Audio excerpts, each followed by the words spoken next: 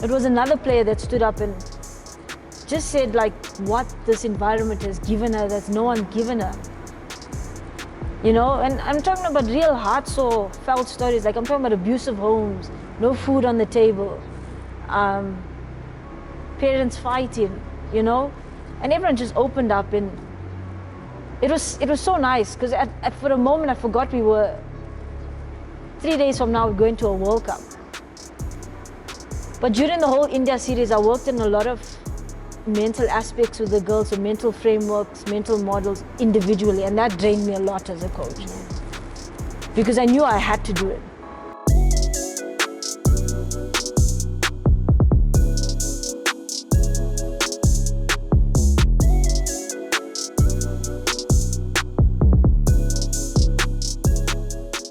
Hello and welcome to the Pitchside Podcast. As you know, we call it the home of authentic cricket conversations. And I'm hoping that in this next conversation, I'll be able to delve into the heart of her story.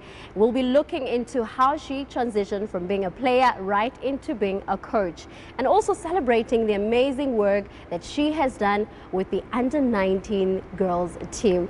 I'm so excited. I am looking forward to chatting to Coach Dinesha Devnarain. Coach D, so good to have you. Leseko, thank you so much for having me. Beautiful introduction. Finally, we get to chat, and like I'm hopeful that it's worth it to you and obviously to the listeners to this podcast. I think it's going to be worth it. We even came all the way to the HPC Center. You've been here for about 2 months. Yeah, my second home. And how has it been? It's been good. It's been tough, and I like it when it's tough because you expose different aspects of yourself, for me personally and for the ladies that join National Academy, but it's been so rewarding. I think a lot of us get to only see the output, but yeah, I think the input and time, resources invested in the 16 ladies that were here, we'll see it in the next upcoming season. You speak about it being tough. Let's talk a bit about the toughness that comes with your role and just being here. Yeah, I suppose for my role, it's, you know, I'm the bridge between provincial cricket and international cricket. So I'm the glue that should actually make a winning project come out of this program. And if you look at international cricket, you know, no matter how many provincial games you played or how much experience you have at a domestic level, you're never really prepared for international cricket. So it's always a tough balance to obviously produce players and also bridge the gap between provincial cricket and international cricket. And yeah, look, we were working here day in, day out, tirelessly. And I think for the ladies to work at that work ethic is not something they're exposed to at a domestic level. And you're waking up 6 in the morning, you're going for your SNC, so you're running, your gym, you come in for a skill session, you have lunch, you don't have much time to rest. You probably have half an hour to digest, and you're back in the nets, or we fielding, or we have wicket-keeping consultants in and around. It's a busy day. I mean, you're looking at a Monday to Friday schedule, waking up early hours in the morning, and technically you put in your head on the pillow at around 8 o'clock. Yeah. It is mentally draining, let alone physically draining. Look, and to be honest, we had quite a bit of injuries on the way, and I think it's just the conditioning side of it. At the end of the day, you need to be fit to play cricket, but then you've got to be batting fit and bowling fit, which is a massive difference to running a marathon. So finding that balance was very important and key for us. But I think the biggest area that probably drained the girls the most would probably be the mental aspect that we touched on. You know, we dived into emotional intelligence, we dived into routines, preps, mindset. And we heavily dived into analysis, which is very, very new in women's cricket in South Africa. But I can promise you that the ladies came out of the academy with a lot more clarity, definitely a lot more maturity as well. And yeah, I can promise you they're in a better space as if you look at as cricketer as a whole. Coach Dinesha Devnarain is a seasoned cricket coach with strategic mindset and technical expertise that guides players to enhance their skills, improve their performance, and excel on the cricket field. But before she transitioned into full-time coaching, she was once a player who donned the respected green and gold. Coach, keeping with the green and gold, I want us to look at your playing days, your debut, when you were just 19 years old. What do you remember about that day? Been really nervous, I suppose. I think that's the thing that stood out for me. But not to be too sentimental, I think my dad was there, who's late now, and that was like really special for me. And then apart from that, the first moment you put on the green and gold. You know, I get asked this question a lot, and I still don't know how to put it, because it's so, you can't describe that feeling. And for me, just sitting, I remember sitting in the change room. Obviously my hands were shaking, but at the moment, like at the back of your shirt, then you just turn around and you see Devnarain there, and you put that on, and you were like, you are representing at that time 58 million people. Sure. It could have been so many people, but you are, yeah. Yeah, so with that, and my dad being there for my first international game was something that I'll never forget in my life. And the moment when you were standing there singing the national anthem, I'm pretty sure you had goosebumps back then. The first time we sang the national anthem, I cried, but I probably cried 90% of the national anthems. That was a lot more. I think my first one I didn't sing it properly because I was like, it was just stuck there. Yeah. And that was just tears, and never in my life have I felt more proudly South African. And I mean, still now, like being part of the World Cup or being part of the women's final, and you're still in the crowd there singing, the tears don't stop. You know, it's such an emotional moment. Given the responsibility of the new ball, as a 19-year-old, coming into that setup, representing South Africa, that was a huge opportunity for you. How did you handle the pressure that came with playing for the national side? I don't think there's anything that prepares you for that, and I think that's where I battled at first. You know, here I was a little teenager playing for KZN and dominating provincial cricket. I was actually lucky that my debut was in the World Cup qualifiers. It wasn't your top tier teams, you know. I still remember playing against Papua New Guinea, Zimbabwe, Ireland was there, Pakistan was there. And you just, like, a good ball before is not a good ball now. You know, you get hit off that. So that was a quick wake-up call for me. I got exposed very quickly in terms of my awareness of the game. I think, you know, back in the days, provincial cricket, we never spoke about the game a lot. We just padded up, bowled, and just played cricket. And I couldn't understand how are they hitting my best ball away, you know? And slowly you get exposed as a cricketer. But I actually took my first international wicket that day. I can't remember who it was against, but it was an LBW shout. It was probably like, at that moment I said, like, I want to be the best version of myself. You know, I don't want this to just be a once-off thing. And you know, the game wasn't professionalized then. So you can imagine the conversations I'm having with family about my career. And, you know, you're a young female, an Indian girl, technically should be an accountant, lawyer, or doctor. Yeah. But, you know, like I said, my dad was there, and I think he saw what I felt that day. And after that day, I tried to give it my best in international cricket, and yeah, it was, the first series was a very important one, emotionally. And you say you wanted to be the best version of yourself and be the best. And when you assess how your journey has unfolded playing for the national side, of course we can't move away from stats and everything. Yeah. What's your observation on how you played the game? Yeah, look, I think I play the game with heart, a lot of heart.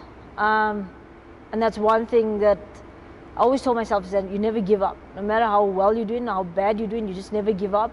But if I'm being really honest, and if I see how the game has evolved now and what I know now as a coach, I actually shot myself in the foot. How so? You know, if I'm being really honest, the things that's really important for high performance sport, it wasn't something I was aware of. So game awareness was one of it, analysis was the other one, and taking care of your own body and mind was a big one. You know, you just think you're playing a game that you love, nothing else matters, and rightly so, that's okay. But I think the effect that it takes on you mentally, I was not prepared for that. And the more I played cricket, because I mean, I was in and out the South African team for 9 years, you know, and I'm not ashamed to say that the stats that I have now is not of a worthy cause. You know, I made contributions. I was definitely a team player, but if I was being really honest with myself, I never gave myself the opportunity to get out of my comfort zone. And that's, I think, also that makes me think clear now. You know, if I didn't go through that and if I didn't admit that to myself, I'd be fooling myself in every every player that plays under my leadership. But I don't regret it. What do you think contributed to you being in and out of the team for 9 years? I think performance is a big one. At the end of the day, if you're playing for your country, you want to perform. But if you look at it, through 9 years, I only played, was it 22 ODIs, 29 T20s, which is unreasonable. Like, it's, how do you develop as an international cricketer then? So to be honest, I don't think I've been backed enough as a cricketer. And that's, I mean, 9 years is a long time. You know, you're one off short a decade and you play less than or just over 50 games, both ODI and T20 put together. Players do that in 2 seasons now. So, you know, I would get an opportunity. If we played a series, I'll play the 5th one. So I was always on the bench. For 9 years, yeah, that's all I could. I don't remember playing a full series except the one I retired in, which was in Australia 2016. Sure. Then how do you deal with constantly being on the bench? It's heartbreaking.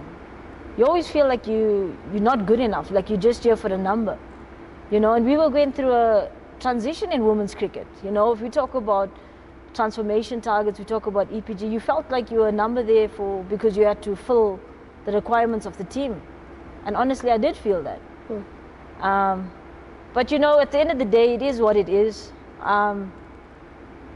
I know that I could have been a better version of myself, and that's something I should have controlled, you know. But whenever given the chance, I promise I gave 150% on the field. Didn't leave any stone unturned. But yeah, mentally, you got to toughen up really quick. Otherwise, the environment will swallow you up. Your last game against Australia, how was that? And did you know that you had already made that decision, that this was going to be your last day, and how did it feel? I actually didn't announce my retirement to anyone, but personally I knew I wasn't going to come back. I didn't want to make a fuss out of it. I didn't feel like I was a good custodian for the game, and that's only based on performances, and that's the worst thing I could have done to myself. At that time, I just wish I had a mentor or someone to just guide me and say, you know what, regardless of the performances, you served your country well. But I never had that. So I didn't tell anyone about it. Even when I got back to South Africa, you know, leading into the next series, I said, I'm not available. I'm done with international cricket. Didn't make a fuss about it. But that last series actually it was held in Australia, 2016. It was emotional for me, but that's because I kept it within my walls. I told a few people that was my end, and that's how I wanted it to be. But I enjoyed it. I enjoyed that series a lot. It's like I had a really crazy journey as a cricketer. You know, when I made my debut in 2008, I was the opening bowler. I was a fast bowler. And then an injury happened. I had a stress fracture in my lower back. So then I was bowling like proper medium pace. And then I could see like the game was developing further and further, and you can't just get selected as a medium pace. You had to offer something else. But unfortunately, I went through some tragedies in my life. You know, I lost a lot of people. So I lost 5 people in the space of 4 years, you know, which includes my dad, my younger sister, who's late now, my my aunt, 2 aunts actually. And every single time I was on a cricket tour. So I felt that I wasn't giving the performances I wanted to as an international cricketer, and I'm losing time with my loved ones. So I said, I'm done with international cricket. 2013, I retired. After my sister's passing, I was in World Cup in India. She met up in a car accident. And I said, I'm done. Just a really, really dark phase in my life. I can't explain it up until today what made me pick up a cricket bat and bowl 6 months later. So I was done with international cricket, but I still played for KZN. The only thing I can say that contributed to that was, you know, I always believed in God, but I never really believed, if that makes sense. And I suppose only a higher power would take me out of the space that I was in. And I'm so grateful for that, because I am so close to God now, and that's so important for me. And then 6 months later, I picked up a bat and a ball, just working in the nets. Had an unbelievable season with the bat. So I get recalled up into the international squad as a batter now. If you start off as a pace bowler, batted 9, 10 or 11, you come, you represent your country now as a number 3 batter. Sure. So then I was on the other side of it. So I only batted but didn't bowl now. So in the nets, I would just take a ball and just bowl some spin there. And the coach at the time said, you know, that's not a bad action. I think you're going to bowl in the next match. And 10 overs on the trot. We were in Bangladesh. Bowled 10 overs a spin there, and then, yeah, my career ended of as a top order batter that bowled spin. And on our final game in Australia, Lizelle Lee was keeping wickets, and she sustained an injury behind the stumps, and we still had about 15 overs in the match. Sure. And everyone's looking around to say who's going to keep wickets. It was the funniest thing ever. And you were like, me, yeah, coach. and I said, okay, I'm doing it, it's fine. And then I just put the gloves on, and I kept for the duration of the game. I'm glad to say there's no buys and no drop catches. That's good, because I was going to ask you, how was your performance behind the stumps? It was good, actually. Like I said, no buys. It's easy to measure. No opportunities. But yeah, I mean, I suppose that's the type of person I was. It wasn't about me. It was about what the team needed. And yeah, that was my last game in Australia. I captained also one of the games there. I think Dane was injured at the time. But how did you find captaincy? I loved it. I thrived on it. I actually had the privilege to captain the whole series in Ireland, which we won, both T20 and ODI. I really enjoyed it because I just felt like I had the ability to just move a group of people together to a common goal. And maybe that's why I think coaching also is like a lot leadership. But it's not about creating followers, you know, it's about creating other leaders. And I think that's what I loved about it. I captained for KZN my whole life. But yeah, I mean, my international cricket was apart from all the downside, you know, the mental issues that came with it, the type of coaching that you felt you needed but didn't get, all the complexities of the game, you know what, I don't regret one bit of it. It shaped me to be the human I am today, and if it wasn't for the circumstances that I went through, then I wouldn't be sitting here having this conversation with you. You reckon you'll still be playing? Are you saying you'd still be playing? Maybe, I don't know. You speak about the dark phase that you were in. Yeah. And I want to find out how dark did it get? You speak about losing your sister, your dad, and so many people in a very short space of time. And even the mental aspect of it got affected. How did you deal with it? Did you have anyone to talk to? But also, how did you get out of that dark space? Yeah, so when I say dark space, I didn't have a passion for life. I didn't want to wake up in the mornings.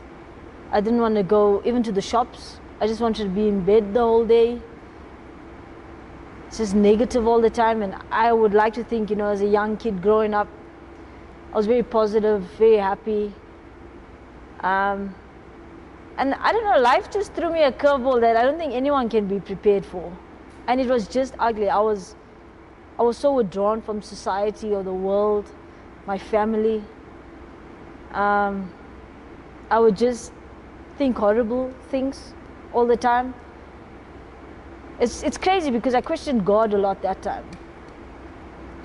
And like I said, like, I don't know what it is. I don't know how I got out of it. I still can't tell you now. But I was still alive. You know, I was still alive. You're still alive. Yes, you had to go through what you did. But it wasn't only me that was going through it. You know, I have 3 other siblings. And I have a mom who's, you know, probably the biggest part of me. And no one had access to me. And nothing hurt me more So I was selfish at the time. I felt like the world was against me and only me. But everyone went through that. And I would like to think that I found God in the right time. Because I don't think I would have been sitting here today. I don't think I would have been involved in coaching. I would have just probably followed my degree and worked in a bank or a firm or a company and been closed out to the world. And then at some point I realized how important it was to share emotion. You know, I think a lot of us just suffer in silence and we put on the smile and we pretense, and I think that's the worst thing you can do for yourself, especially if you're on this journey to find purpose and find why you're here. You know, and then yeah, my family, that what was left of it, they definitely got me through that, because we were all suffering in our own way and grieving in our own way. And then cricket, well, coaching has given me that platform to take my pain and let it be someone else's survival guide. Yeah. Sure, that is amazing. Yeah. And let's talk about coaching. You've got your level 1, 2, 3, even 4, Coach D. What inspired you to fully get into coaching? And I mean, you speak about it being such a huge passion for you. Let's talk about what gripped you to be a coach. Yeah, look, at first, in KZN, I took up coaching because we played the sport. And you see little kids trying to throw a ball and you think it's cute and you want to assist. So that's how it initially started. And then I knew as a cricketer, I needed to get more in the nets. And unfortunately at that time, where women's cricket was, we'd probably see a coach maybe once a week, twice a week. So an old friend of mine, Trisha Chetty, who everyone might know, we used to train together a lot. And we used to throw balls to each other, and things started working when I started speaking. Like, I didn't know what I was saying, because at that time I didn't even have a level 1, I think. I might have had a level 1, but not a level 2. And then, like, I got so much purpose out of that, like just helping another human being and seeing it become successful.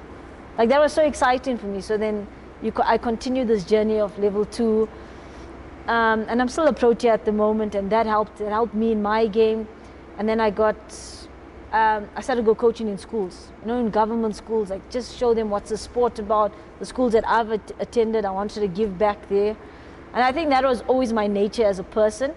But now as a coach, it's like you have a platform, like you can share, you can take people from other bad distractions and put it into sport, But even to then, I'm thinking, because I'm still studying, I'm at UKZN, I'm doing a BCom degree. I know I'm working in a bank in the next few years, whatever the case is. Really? Really in the bank? Yeah. Or some company. I end up completing my degree, and I don't do the vocational work now because I'm still a Protea, and I'm trying to sell this to my dad that, there's still time. And then KZN head coach he doesn't get retained. Now they're looking for a coach. Now, I have a few of the girls, because obviously as us there at KZN, we work together because there was no coach, and you have to take this job. And I said, how can I take this job? Like, it's a full-time job. I need to study. I need to finish my honor program, I need to get on with this. But deep down within myself, I know I want the job. So I apply for the job. And then I get the job. Now I'm player coach of KZN women's team. So I sort of told my dad, look, like, I don't think the financial accounting is working out. I don't think I'm happy anymore. And he was an understanding man, a great man. And he said, okay, fine, then what else do you want to study? So the good thing about it, I love studying. Okay. I don't know how I get that, but I love it. So little time, coach. I enjoy the study. So he says, okay, then study something else. So I said, okay, let's go to human resource management. I'll do a BCom degree in that. Because, you're involved with people. My passion is people. I love the upliftment, development of people. So you can hence why the coaching is coming in through that. So I go study through Mancosa, got the coaching job, still a Protea. So I've got these 3 roles in my life. Jeez. Which is so difficult. And the more I coach, like this, what started as probably a seed or a small flame is burning, like, within me. It's like, I have no excuse to go to bed unhappy. Wow. Like, I wake up with so much gratitude, I go to bed with so much satisfaction. Like, I felt like if anything had to happen to me tomorrow, I'm fine. Like, you must celebrate that. Yeah. And that's still me today. So, you know, the first thing that started it was the passion, the upliftment of people. Just to see people in a better place made me so happy. And I said, if that is sort of my purpose, which I'm still trying to find out if it is, then I can do that through coaching. So, you know, I've got this, my philosophy is made up obviously of 3 parts. And the first one, the most important one, is that I care for you as a person first and then a player. I will always care for you as a person, then a player. And that's always been me. It's been me. It's not something that I Googled and said, oh, that looks like lovely. Like, that is, I'm so authentic when it comes to that. And I think everyone that meets me is that, it's not like, how did your season go? It's like, how are you? How's your mom? Or how's this? Or you said you wanted to do that, let's do that. So it's always care first, because, which leads me to the second part of the philosophy, which is, I'm the 1% coach. So I'm very process driven. I say, it's good to win World Cups, it's good to win championships, but if you do not start, we're never going to get there. And it's all about just getting better by 1% each day, as a human and as a cricketer. It's very important. And then the third one was to create a world-class environment, because it's good to care, and it's good to have a process-driven mind just by 1%, but you need to produce athletes, and that's to create that environment. And whatever that environment is dependent on the players. So I developed this philosophy that I just had to put it in words because it was always embedded in me. Yeah. And that's why coaching, like, I love people. I love seeing them grow. I can see, like, even your passion is coming out. Like, I want to leave being a presenter and be under your team because I'm so inspired. Please do. No, but also you speak about the 1%, right? And when you assess and evaluate your coaching ever since you started to where you are right now, what are some of the work that you have put in to get to the level in which you are, just being a world-class coach? Yeah, I suppose for me, and it's always so difficult to measure success. You know, the easy way to measure success is probably winning a trophy or not. And I think that's such a bad margin, you know, label to put on a coach or any person for that matter. And that's why I developed the 1%, is that for me to win at life, I've got to be better. So I tell myself every day, just be better than you were yesterday. What can you do better today? So then I put that into my coaching. So whether it was like skill tests in the nets, match performances, performance benchmarking, because I'm massive on analysis. I love the number game. Yeah. And I'm into performance coaching. So put that into the player's mind, into yourself as a coach, because it's very, very important for you to also be your critique as well. So you put these things in place and say, this is where we are, this is us, we're relevant, where do we want to go? And then you start working on your 1% in life and in cricket. So whether it's the license I spoke about, whether it's about passing a test, whether it's actually just telling your mom I love you, which you never did because of emotional barriers that you had, me included. So whichever environment I'm in, it's not me and the players, it's all of us, we're in this together. So that becomes easy to measure. It's because you did it or you didn't. You know, the easy thing to measure is skill because it's based on performance. But I took it a step further and said, I'm not only going to take your match stats, I'm going to take about your etiquette as a cricketer off the field. You know, did you pick up a bottle today that you didn't last week that was next to your bag? I don't care if it was yours or not yours. You know, I want to know that these balls lying around and stuff, you take care of your space because that's what you want to embody as a cricketer. And that became easier to measure. So this 1% mindset, and I had to be very careful with my coaching philosophy. I didn't want to put something that made me a different person when I'm at home watching Netflix. Yes. I don't want to be two different people. You know, I want to be authentic. So I said, you know, like, and some days, like I'll tell myself, I'm not going to wash dishes today, you know, it's silly, right? Or I made my mom upset for something because I didn't cook today when I was supposed to cook. I bought takeout. And then I started being empathetic in terms of maybe like mom just wanted a home cooked meal, or maybe she wants to go to bed knowing that there's a clean sink. So it's small things like that I started in my daily life, which has huge impact into my coaching career, you know. And the girls love it. They love the process because as soon as you start talking KPI and KRI, you lose them. But now, for me, KPI in a business world, or even in cricket sense, would be key performance indicators. But in my space, it's keep people inspired. So you get to do that through numbers. And yeah, I mean, it's crazy. Like we're just talking now, just coming out of a 2-month national academy where players are driving that for themselves. Yeah. And that's my job done. My job is not to own the player, it's to facilitate their growth. But yeah, I suppose that's about it. Delving into the Under-19 inaugural Under-19 ICC World Cup, you were part of something so significant, having to start from scratch, having to choose a group of young ladies that will be able to participate in this World Cup. How was that process, and how significant was it for you, but also for women's cricket in this country? Unbelievable. I'll start with that word. It was unbelievable. Our Under-19 cricketers usually gets together September. A side is selected. You have about 2 or 3 warm-up games. You play 1 week of cricket, regardless of weather. So the last Under-19 week before World Cup rained out. Sure. So there's no Under-19 cricket for the year. And boom, World Cup's happening. You are the Under-19 coach, so you got to make this happen. So I love the challenge. I'll be honest, I embraced the challenge. I knew it was going to be difficult. I knew it was going to be tough. I knew there was going to be tears. But I think just that mindset of allowing that to happen, like embrace it, it's going to happen. Do not fight it. Got me through a lot. But we were nowhere in terms of structure to compete at Under-19 World Cup, if I'm being honest. And like I mentioned earlier in the conversation, talent was there. Talent will always be there in this country. And then COVID happened. Sure. 2020. World Cup gets cancelled. But then systems aren't flowing because lockdown, protocols, finally get out to a space where we can start even thinking about a structure. World Cup's still happening 2023. It's going to happen. And we in 2022 don't have a squad yet.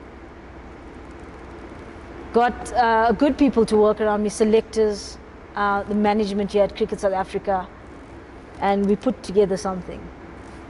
I think last year, if I put all the days together, I was home for 2 months.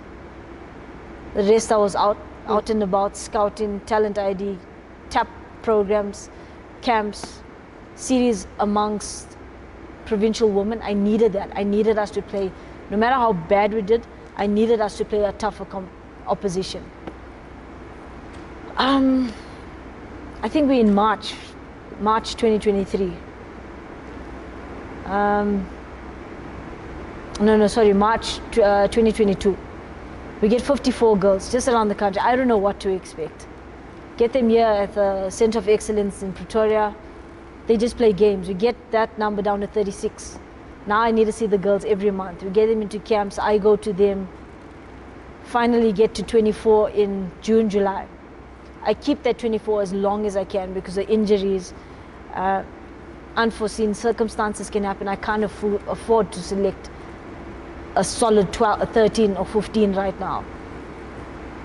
And also, we weren't ready. We weren't prepared. First time ever, World Cup is happening here in South Africa, in your background. Like, you can only imagine the hype that's going around. And these are girls that was exposed to 1 week of cricket a year.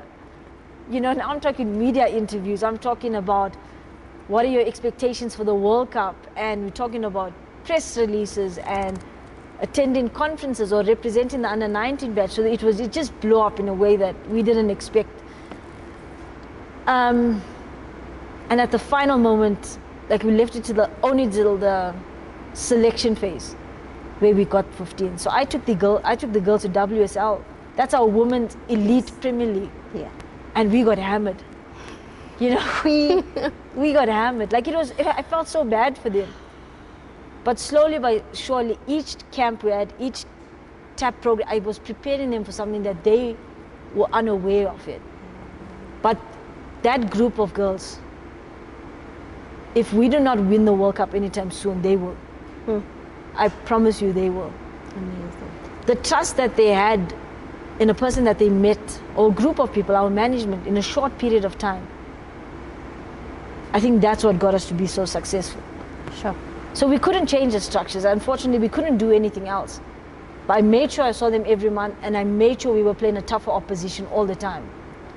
You know, I would get Lions, Women's, Northern's women, play together. Surprising thing, we kept winning those games. Yes. We kept beating senior women all the time until we got to WSL, and it was another level. But weren't you nervous having to have a team pre-World Cup are losing, and they're losing badly in the Women's Super League? Weren't you not afraid that like it will knock their confidence over ahead of a World Cup? Definitely. But I was hoping, a part of me was, I didn't expect us to lose that badly, but I wanted us to get hurt. Because we were on another high by beating women provincial teams. You know, at a point we had Lions and Titans together, and we still beat them. I knew something had to happen here before we get into that World Cup. So what's the conversation that you're having with the team right after they performed the way that they did in the Women's Super League? How do you build their morale again? I think the first question I asked them is that, do you want to win the World Cup? And they're all yes, yes. And there's a little bit nervous yeses because we just got exposed now as cricketers. And then I said, that's your first step, is how do you accept this? How do you accept getting beaten up like that there and still willing to fight? Because that's what World Cups do to you. You could be outright favorites and still lose. And you could be underdogs and get yourself into a position where you never thought you would be, which was us. So the crazy thing about it is that we get to the India series and we get hammered. Now a little bit, now I'm stressing. I thought it would be even contest, 2-3, 3-2, whatever the case is, and India played a brand of cricket that I thought was top-end cricket. You could see that that is a country that plays under 19, under 16, under 13 year-round, and we never did that. Just the way they manipulated the ball, how they read the game, it felt like I was playing against a women's international team. And we get hammered 5-0. We all sit around together, and these girls are away. We forget that they're away from their families. It's festive. It's Christmas time. Sure. We met up on the 26th of December, took them away from a time where we all love. And we all just sit down there, and the most unexplainable thing happened. Everyone just started sharing their stories. So we're sitting there. I mean, I obviously started. I didn't think the girls would go. I mean, you look at these girls are young. They're teenagers. They don't know about emotion. And, you know, and I explained how we started. And at the end of the day, we should be proud of ourselves. We started 6 months ago. We're going to use a green and gold to represent our country. One thing we can control is our body language. You know, and I shared a bit of stories there, some story about myself, and I think it was another player that stood up and just said like what this environment has given her that's no one given her. You know, and I'm talking about real heart sore felt stories, like I'm talking about abusive homes, no food on the table, parents fighting, you know, and everyone just opened up, and it was so nice because for a moment I forgot we were 3 days from now going to a World Cup. But during the whole India series, I worked on a lot of mental aspects with the girls, so mental frameworks, mental models individually, and that drained me a lot as a coach. Because I knew I had to do it. And you can imagine I'm getting calls on the outside saying, what is going on? Do you need me to get someone here? And I'm thinking, oh, hold on. Y'all gave me this job. Y'all trusted me with this job to make sure that the girls are in a better place. And I was just thinking about the girls here. Am I being selfish as a coach? Am I going to stop them from letting someone else come in here? And at that moment, I prayed and I said, you know what? If I have God on my side, whatever's meant to be is going to be here. Inaugural, first time ever World Cup. This is on you. And I said, no need to bring anyone here. We've got everything covered. Sure. So day in, day out, I spent on this mental frameworks, and it's a lot of talking, and it's a lot of players opening up, and that 16 voices sat with me. But when we get to the first game of the World Cup, the way those girls performed was unbelievable. I mean, we averaged 60 runs in a T20 game against India Sure. a week ago. The same team a week later, 166 Yeah. in a T20 game. Amazing. It was something else, you know, everyone, it was just crazy. And then from there, even that loss did not hurt them. You know, them standing in the change room and said, you said this, coach, you said, if we can go through WSL, we can go through anything, and we will. This is only a step in the right direction, and win after win after win after win. Unfortunately, we couldn't qualify. But that group of girls were, you would think they were 25-year-olds sitting in the room there. But how are you feeling in the moment where these girls are coming to you and they're showing so much fortitude and fight, even after a loss against their opening game? I'm pretty sure there was a sense of pride. If there was a word bigger than pride, I'd probably use that. I was like, this is why I chose not to earn double what I should have been earning now. This is why I chose to give up my playing career for that moment. This is why I choose to that, even though, because at this day and age, if you tell someone you're a female coach, they still laugh at you. They don't understand how much the game has grown. But for everything that I've sacrificed, for a moment like that, it's going to be very difficult to top that up, even if I win a World Cup. For what those girls went through and the conversations they had with each other, I don't know what else will top that up. And the girls played so well. Yeah, they did. And it was just unfortunate because of the net run rate issue that came into play. But you're probably sitting at the end of the World Cup, yes, disappointed that you couldn't go to the semis and the finals. But the girls' hearts and the team as well is filled with so much joy and pride. Exactly that. Look, the girls cried. The day we told them, unfortunately, even if we beat Sri Lanka, we're not going through. They cried, they all cried, and they said it's unfair. And, you know, they're talking about silly things. They're going to get lawyers involved or what. You know, it's like every turn we do, something tested us in somewhat. Yeah. And I told them, girls, if not this World Cup, you will win a World Cup for your country. And then I always brought it up. I said, sometimes we want things so badly, but we are being protected to achieve something great in our lives. Sure. And that was the message that they took out of it. And up until now, like, I don't see the girls as much as I would like to, obviously, but I'll get a message and they'll say, you know, coach, I saw this in a movie, or I saw that, and this reminded of us. That's what we were about. Yeah. But we are going to be the success one day, you know. And it was an incredible journey.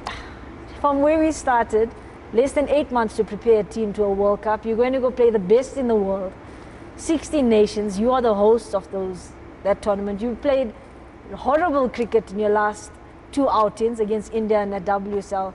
You go out there and that protege on your chest means more than just playing cricket amongst 15 of you. Sure. I'm having replays of the ladies being on the field, especially players like Karabo Miso, vocal behind the stumps. She sets the stage alight, you know. And how do you go about identifying, yes, someone is talented, they're skilled, they've got the skills, they know how to play, but outside of that, what else were you looking for in these players that made them be chosen to be part of that 15? I suppose the way they carry themselves out. I think one of my big attributes as a coach, which I think that makes me successful, is the ability to read people without saying a word to them. And just in terms of body language is important. When they score, how they act. When they don't score, how they act. How they interact with people in their provinces and out their provinces. I have a look at eating mannerisms, or how they try to conform or stick to their way. I look at when they speak to me, is there eye contact? Is there something that they said that needs more explaining to do? So there's a lot of things that go through my head. Sometimes I think, I don't know, I have to test myself if I'm normal. Because there's a lot of things that I would look for before you actually select a certain person. The easy thing to do is select a group of people based on stats. You look at peak performance, you look at how they peak in, you look at terms of mood swings is a big thing. And then you look at the balance of the squad.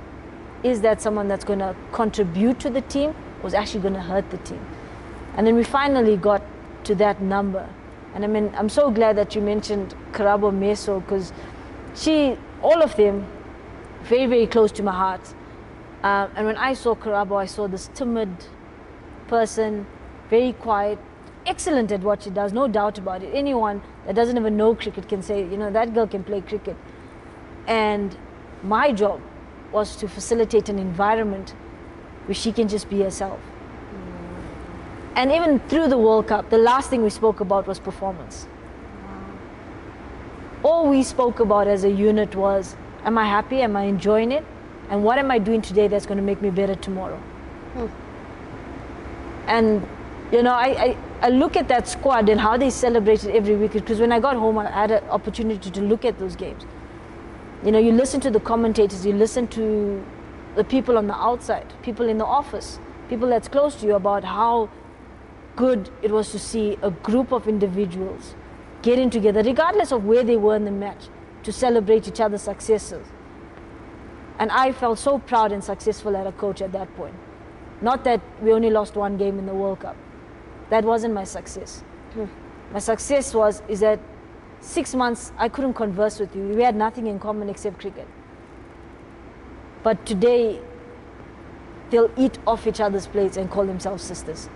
Question that I've always wanted to ask you is around the dynamics that exist between playing and coaching. So you used to play before and then you transitioned into coaching.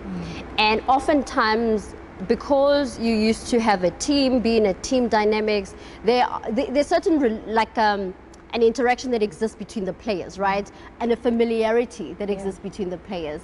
And now you're transitioning into coaching. You have to coach the very same people that you used to play with.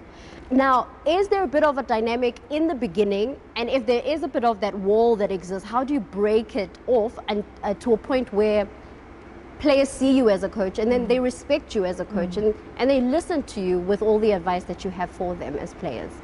That is probably a very beautiful question. It is a beautiful question, actually. And it's a very difficult one. Because the same people that you partied with, you spoke nonsense about the management with, those trade secrets stayed in there as a player. And then you break away from that and you become this leader that people, that you knew what was light it was seen in. So the first thing that I wanted to do, and I said this and I'll still say it up until today, is that I am not an ice cream coach. If I want to be liked, I will go sell ice cream. But if I want to be respected, I will coach people to performance. So that's how it started. And it was, at first at KZN, it was okay because I was already in a leadership role. I was a captain of the team. You know, people were happy to be led under my guidance, you know. And it got to a point where, and it shouldn't have been like that, but players would listen to what the captain has to say rather than the coach. So at KZN it was okay because the girls wanted that change.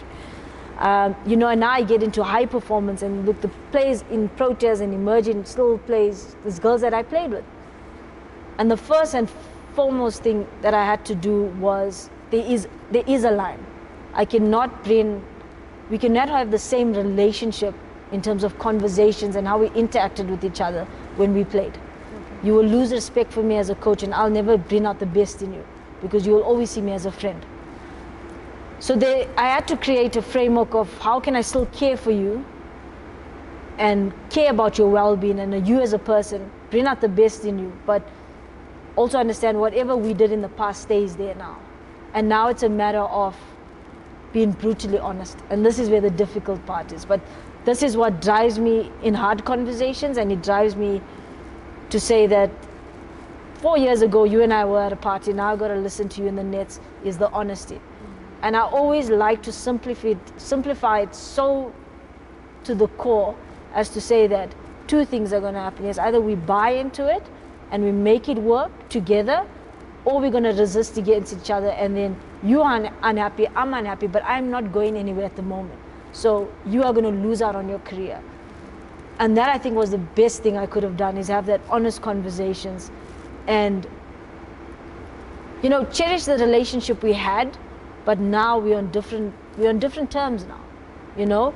And with that is that it does not mean that I cannot sit with you and have a laugh with you. We'll definitely do that. But at the end of the day, I've got to make sure that you're in a better place, and you've got to allow me to do my job.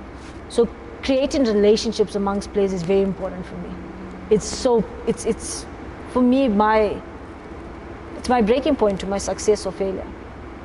Earlier on, you spoke about how sometimes when you mention that you are a coach, and obviously they can see that you're female, and they just don't take you serious or they laugh. How have you broken through that barrier? And also, what has been the toughest challenge in your journey as being a female coach in this country? Yeah, I think it was extremely tough beginning of my coaching journey. You know, I would sit in a room full of men all the time, and it was okay. Like I actually had no issue about it. But it's when we go around the table and things are discussed of how we can improve, how we can get better, you're not heard. You know you're not heard. And it got to a point where I said, you know what, I don't need this. I don't need to not be taken seriously or even heard. So, you know, maybe I should just go and finish my studies and go. Like, you enjoy your coaching. It has nothing to do with the sport. It has nothing to do with the ladies. But you don't need this sort of disrespect. And then I said, like, to myself, but if you don't do it, who's going to do it? And I had to be that woman of many firsts. And it was ugly. It was ugly because, you know, as much as you can sit there and you can see this nice article, you know, the first female coach to this and the first this, but behind that, it's just an article because someone wants to promote women. But you're not taken seriously. And then I had to speak up. I had to make noise. And if it wasn't for my studies, maybe I wouldn't have spoken so much noise, because I knew that if it didn't work out, I needed to fall into something that I'm not an outcast to my own, or I'm not a burden to my own self. Like, you can't be sitting at home with no job and you broke all relationships now because you fought. And I fought and I made noise, a lot of noise. But the only time I think you get taken seriously, or I got taken seriously as a coach, was when you did the unheard of, the unspoken, when I had to go on roads less traveled for a female. So I would expose myself into male environments, no matter how difficult that was. But I knew I had to back myself as a coach. I knew that whatever came out of my mouth had to make sense. It was authentic, and you serve in a cause here. At the end of the day, no matter what I went through, I'd never let a player suffer, male or female. So I got into boys coaching. I coached under 16s, under 19s, senior boys. I exposed myself to the Dolphins. You know, I spoke to Imran Khan. He left me alone with the men coaching. And it got to a stage where I started speaking the language that they were not familiar with. So as a female coach, you hear a lot of commentators, male commentators, you hear a lot of coaches speaking, because you're only exposed to that. You're the 1%. So if you're exposed to a certain environment, you tend to be at that environment. And I said, I'm going against this tide. I'm going to read cricket differently. I'm going to expose cricket differently. And the way I'm going to do it is to players, because they are the ones that you have a job. They're the reason you have a job. And mine had to happen through that. So players start saying, but you know what, Coach Dinesha did that, or said that, or did this. And then people had to listen. Yeah. They had to listen. So it wasn't like a group of gentlemen that just said, no, she's got some talent, let's work with her. Look, there's some good males in my life that did promote me and uplift myself. But at the end of the day, like achieving a level 4, now you will be heard. Yeah. No one gets to do that. You cannot buy a level 4. But now you will be heard. Yeah, and I hear level 4 is like really tough. Not anybody gets level 4. Yeah, no, it's next level. It's really, really tough. I was just glad that I got it and it was done. I mean, level 3 and level 4, the only female in my class. Wow. You know, and every single time that I go through that, it's not to say you're the first woman that did it. It's that you started the engine, now you're going to get the traffic coming in. And I always told myself that this is going to be the start of something else. So 80 years from now, when I'm long gone, is that someone had to start it. And that's what just keeps me going, of being a leader, of being a feminist, because I am. And there's absolutely nothing wrong with, you know, a lot of times us females, we talk about, and we say, you know what, not to say anything bad about our male counterparts, and it isn't, but the world that we live in, and 10 years ago, is set up for women to fail. But it is changing. It's definitely changing. I mean, even looking at Fair Break, because the opportunity of Fair Break came, and you were assistant coach to the Warriors. Yes. A team that lost badly the previous year, but in 2023, they walked away with the Fair Break title. How was that experience? And also just being part of such a great initiative and tournament like Fair Break. Fair Break's fantastic. I think Fair Break embodies why I coach. You know, inclusivity, diversity, just the opportunity to play cricket regardless of performances or stats. It's about creating that brand of love of the game. Is that you and I can be on two complete different sides of the world, but the game brings us together. Like, how beautiful is that? Amazing. Huh? And then the experience was outstanding. I thought Hong Kong was beautiful, such a beautiful city. The people that I had in my team, yeah, there was a lot of banter going around from, obviously because we finished off last, and you know, there was jokes going around that, no, I'm the lucky charm, we're going to change it around. Look, we also had new faces and players as well, and I think that helped to the cause. But we were a good bunch. We were a good bunch that we kept it honest, we kept it simple, and players knew their roles. And I would like to think that that was the success of the team. But Fair Break it's a really good tournament, just to humble yourself as a human. I think when you talk about professional sport or professional women's cricket, and you talk about winning World Cups, and you talk about ICC rankings, and you know, I think Fair Break it just shows you why we do what we do. And it was a lovely experience. I mean, to win it would be the cherry on it. Yeah. And that we did. But Sure. everything else in between, working with different players around the world, working with a different coach, it was lovely. I enjoyed it. It really was lovely. And you being part of that team, yeah, you definitely were the special touch. And to almost wrap up, what does the future look like for you? And what are you hoping that, firstly, the women's game grows into? And just personally for you as a coach, what are you looking to achieve in the next several years? So I'll start with the women's game as a whole. I don't want to say I want it to be where the men's game is. I think we're an outfit and a brand on our own. But where I would love for the game to be is that when we stop saying like women's cricket. You know, sometimes when we talk about cricket, the first automatic thought goes to men's cricket. We're talking about men's cricket.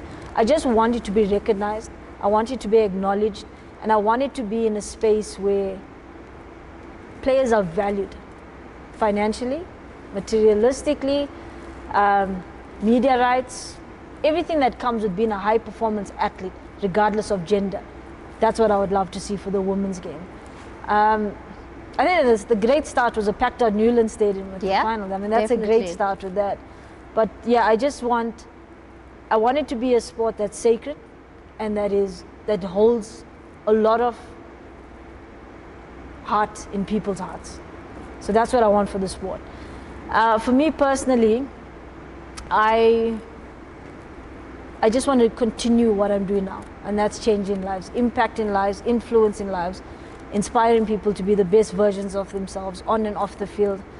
The rest is up to God's hands. Yes. It's up to the role players, stakeholders that feel fit wherever my career goes. And I've always said this here, if I had to stop being a coach today, I would have no regrets because I've done what I could in the space that I was. And wherever that leads me next, Only God knows. Only God knows. First question is, how is it like at the momentum Proteas to reach the finals? Uplifting, inspiring, definitely life changing. I think sport changing, nation changing. It was history in the making. I'm just privileged. I was there to witness it live, and yeah, blessed South African. How did you overcome your anxiety, and what is your advice to people that overcome anxiety? I suppose it's a difficult question. It's a tricky question, but you've got to find what makes you you. I think anxiety and a lot of mental issues that comes with that is when we try to be something we're not, and when we start overthinking. So you gotta dig deep. You've got to find what makes you happy, and you've also got to find your trigger points, your red flags that makes you unhappy. And it's about balancing that and limiting the red flags and creating more opportunities for green flags. A player that's going through anxiety, I probably don't have a silver bullet or a magic recipe. All I want to tell you is to love yourself first. If you don't love yourself, no one's going to do it for you, and you are loved and you are appreciated. How do you handle the dual role of being head coach of the women's under-19 and Kids South Africa Women's National Team? I thrive on it. I love it. You can add another role there. It's fine. What advice can you give to a cricket player who is looking on becoming a cricket coach? If it lies within your passion, pursue it. If not, give it a try. It might be your purpose. And we're done. Are we done? Yes, no, yes. Are we done, Coach? Are we good? Wait, but let me wrap up. Can I wrap? Can I please wrap up? Please do. Coach, you ready to stand up and go? What's the podcast name? Is the Pitchside Podcast. Pitchside Podcast. Yeah. That's a tongue twister. No, it isn't. Pitchside Podcast. There we go. Okay. Pitchside Podcast. You got it. Yeah, Pitchside Okay. Podcast. Can I wrap up? Yes, of course. Go for it. Thank you so much. Firstly, let me start off by thanking you, because this conversation was such a good conversation. It was like a book has been, such an open book conversation, you know.